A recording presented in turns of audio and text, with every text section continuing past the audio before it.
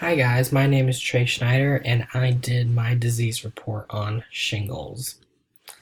Now, shingles is an infection that is caused by a virus that packs what's called a double punch. And in this case, the virus causes chickenpox in its early stage, which we learned about in an earlier panel, and shingles in its later stages. Shingles itself usually shows up in only one part of the body at a time, where a rash, usually with sharp shooting pain, forms on the skin, with the red fluid filled blisters forming not long after that. The blisters will usually last around a week before they crust and dry out. And the odds of someone getting the shingles disease infection greatly increases as they get older. The virus that causes shingles is called the varicella-zoster virus, which can enter the body at any age, not just in children. After causing the chickenpox in its early stages, the virus then goes into latency or dormancy within the nerve tissues around the spinal cord or the brain. And sometimes the virus can go into latency for decades. When the virus finally comes out of dormancy, it finds its way along the nerve fibers of the skin, where then it finds a specific spot on the skin to infect, then causing the shingles. The formal name of the shingles infection is herpes zoster. And as I said earlier, the name of the virus is the varicella-zoster virus, or VZV for short. The virus is part of the herpes viridae family and consists of double-stranded DNA enclosed within a nucleocapsid. Here is the taxonomy for the varicella-zoster virus. As I continue to do research, I could not find if the virus was part of anything more broad than an order. And as I continue to research that, the reason why is that it's not put in anything higher than order is because viruses are usually not considered to be living organisms.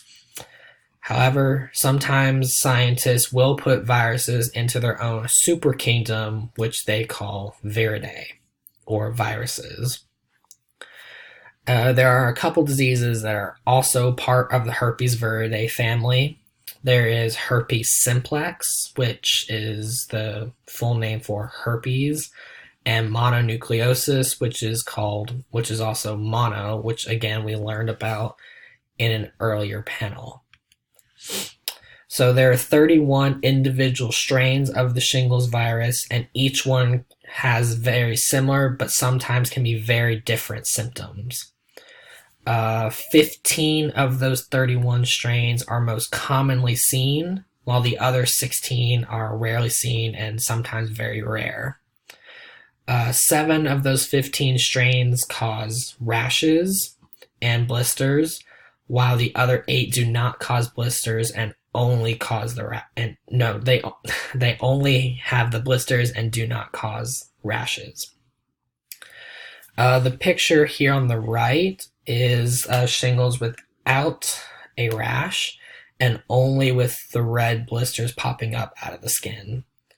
Usually the shingles without rashes still have the severe itching, even though there is no rash around the blisters. So here's a list of the 15 strains as mentioned on the previous slide. Usually the ones that cause the rashes are named after the region that the rash and blisters show up. An example of this is the head strain, which is where shingles will appear anywhere from the neck up. Usually the strains without rashes are named after the most prominent effect caused by the shingles. 2 examples of this are the frozen shoulder, which is where the shingles will usually infect the upper arm to the shoulder region and causes the skin to feel like it's freezing. And the other example is the 8th one listed, which is called the body on fire, which is where the shingles can show up anywhere on the body and no matter where it shows up, it's going to feel like the entire body is on fire. So there are some common symptoms that are part of the shingles infection. Some of these include severe itching, severe pain, and tingling where the rash and blisters appear. And there are some less common symptoms that are usually a sign that the shingles is more severe. These are fever, headache, chills, and upset stomach. These are the symptoms that doctors will look at to determine the severity of the shingles. The virus then with the picture on the right, it shows the way that the virus works its way through the body to find the skin to infect. So it'll work its way through the dermal nerves deep down towards the base of the skin and select a nerve pathway to the top and infect the top layer of the skin, which then forms the blisters and the rash. When it comes to transmission, shingles itself is not transmitted by contact, but the virus can be transmitted by someone with active shingles or chickenpox. The virus is only transmittable when the blisters are appearing and the rash is active. And the transmission is completely over when the blisters dry and crust. Now, once the virus enters the host, the virus will first cause chickenpox in its early stages, go into latency, and then reactivate. So here on the right, you have the first stage, which is the chickenpox in the early stage of the virus, which causes blisters all over the body. And then there's the second stage, which is called the latent phase, which is where the virus goes dormant within the nerve fibers around the spinal cord or the brain. And then the virus will reactivate, come out of dormancy, and cause the herpes zoster infection. The graph here on the bottom shows the annual incidences per 1,000 people separated by age of 10 years. As you can see, the people who are at greater risk are those who are older. And it is certainly possible for a teenager to get the shingles infection, but it is very unlikely and sometimes very rare. There are many ways to help prevent someone from shingles and spreading the virus that doctors recommend to do. There are many ways of doing this, but these are the most common ways that doctors recommend to do this. There's to cover the rash with either a Band-Aid or a wrap, depending on how big the rash is and how widespread the blisters cover. Avoid touching or scratching the rash, which keeps the virus off your hands, which helps you keep it off surfaces and from transmitting to other people. Wash your hands as often as possible, just in case you do get the virus on your hands. And to not touch anyone while your shingles are active, because that is the only period when you can transmit the virus.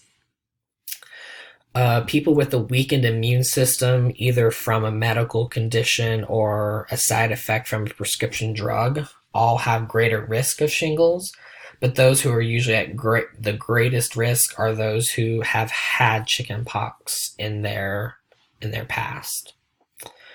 Currently on the market, there are 2 vaccines that are available for those who are at risk or have had shingles. They are Shingrix and Zostavax. Shingrix was actually introduced just over 2 years ago in 2017 as a replacement for Zostavax.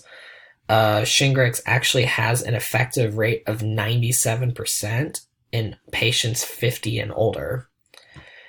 It is currently the best vaccine on the market to fight and prevent the shingles infection. Usually what happens is that when a patient turns 50, their doctor will go through their charts and see if they have ever had chickenpox at any point in their life.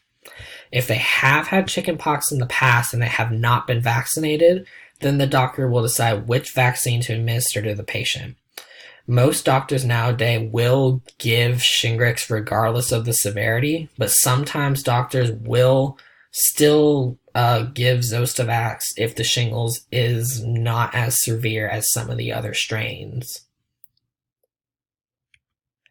These are my sources, and this was my presentation on the shingles infection.